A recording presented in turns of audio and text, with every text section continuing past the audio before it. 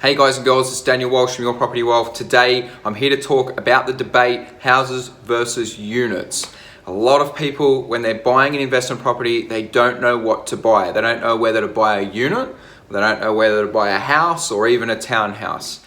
And I guess what you need to be really looking at is before you're buying anything, you need to be looking at what is in demand in the area, because that is key to what's going to be in demand for rental and what's going to be in demand later on for when you sell that property. Now, I am a big believer of houses, and the reason being is I know that when I buy a house with land content, I know that that's going to become more scarce as population grows, and as the population grows, the population is going to grow out. What we're going to see is we're going to see a lot of young professionals grow up and have families, and once they have families, they're going to move out to the suburbs where they can afford a house with a backyard. So that's why I like houses. And the other thing with houses is you can look at different things in terms of subdividing, you can look at renovating. Your house is unique. So what happens is when you buy a house, it's generally not the same, especially if it's an existing house. It's different square meterage, it's a different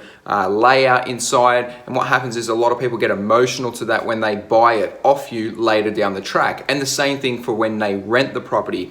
They're going to rent this property from you because they like the property. Whereas if you go into a unit, let's say, and they've built 50 units, and they're all the same, then what happens is there's no point of difference between you and the other unit, and it's very hard to rent that. And it's very easily for those units to become oversupplied. So when it comes down to picking a unit, you really need to be careful where you're actually choosing that unit. You need to be making sure that there's going to be no oversupply, because a lot of these off the plan new units are all cookie cutter units. And what actually happens is we're seeing 20, 30 of these vacant at one time because there's an oversupply in rentals, no one wants to buy them, and that's what's happening with the unit market. We're seeing that majority are all around Australia at the moment, so you've got to be careful on what type of dwelling you buy. So if you're looking for, say, a unit, what you need to be looking for in units is scarcity. So maybe a really small block of units, maybe 4 units, 6 units, 8 units, the old red brick type of units that have got really no facilities in them, but they might be unique in terms of the position and where they're at. And the same thing with the area that you choose these units for, making sure that there's maybe a height restriction in the area so that they can't build these big towers all around you and making then an oversupply of units in the area. So when it comes to units, you have to be very particular in where you buy the unit and making sure that there's not going to be an oversupply, because it's very easy to oversupply units, and it's very easy to make units all look the same.